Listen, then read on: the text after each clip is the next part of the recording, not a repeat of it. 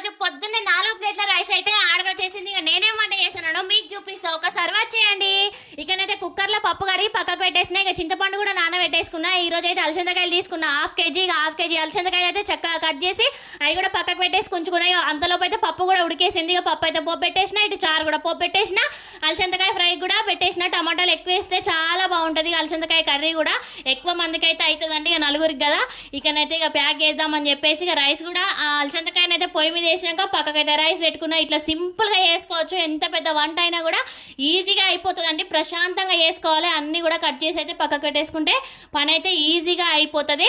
ఇక వాళ్ళకైతే ఇట్లా డబ్బాలలో ప్యాక్ చేసిన, అన్ని రెడీ పెట్టిన 1 అయ్యే వరకు. కానీ ఇక వాళ్ళైతే పాపం చిన్న ప్రోగ్రామ్ ఉంటేనైతే బయటికి వెళ్ళిరట. వాళ్ళు వచ్చే వరకు అయితే 3:30 అయిపోయింది. లంచ్ టైం కూడా అయిపోయింది వాళ్ళకైతే.